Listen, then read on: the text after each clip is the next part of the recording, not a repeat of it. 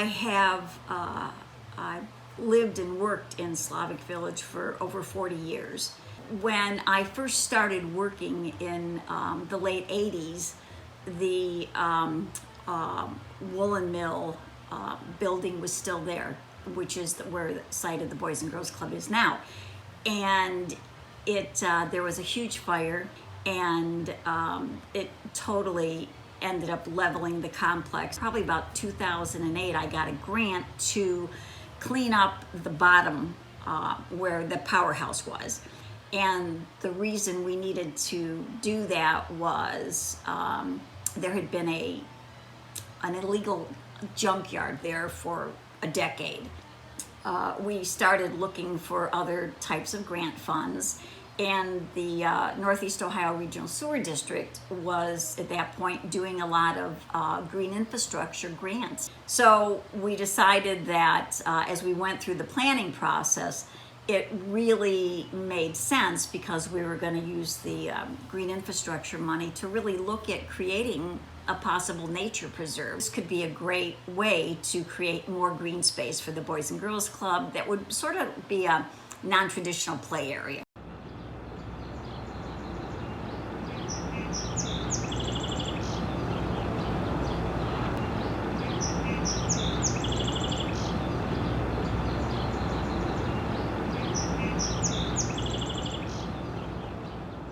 My name is Alicia Bell. I am a farm manager here at the Boys and Girls Club of Cleveland, now the Boys and Girls Club of Northeast Ohio. I've been working for the Boys and Girls Club for 5 years now, and as a farm manager for 3 years.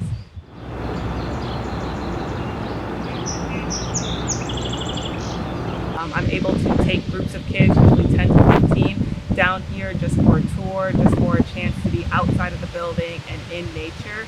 As you can probably hear, there's no sound, even though we're only about 100 feet away from a very busy intersection. We don't really hear a lot. It's a very quiet place. They can listen to the birds. They can have a mask break from being inside of the building, especially with COVID.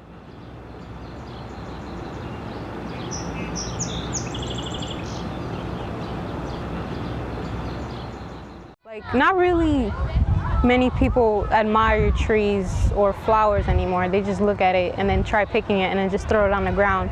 And just seeing all of this nature and stuff, it really changes you. You just see the importance of why it's there. You understand the purpose. I think it's very important in the farm to be able to show them these creatures and how the part that they play in our ecosystem, and that, just to get rid of some of that fear that they have around, different animals and creatures, and how to show them respect while they're in their habitat, like they expect respect in their own home. A lot of the ways that I teach the kids, like, you wouldn't like it if someone came into your house and squished you for no reason.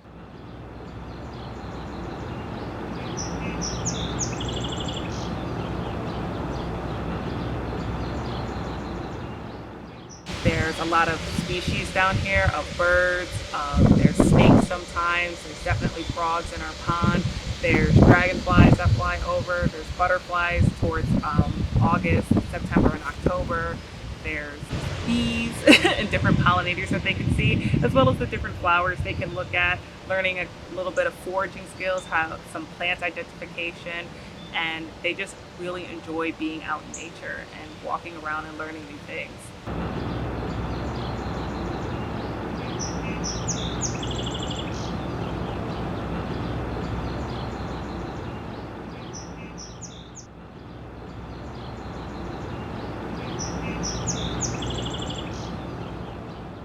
Store-bought food nowadays is just getting more and more expensive, and growing your own food is more healthier, and it teaches you how to work for yourself and not rely on a store. So I think it's very important, especially kids living deep in the inner city, where a lot of their cities are known as food deserts, as well as there's a lack of green spaces. A lot of them have never seen a ladybug up close, have never seen spiders, slugs, worms, or anything like that up close, and they know nothing about them.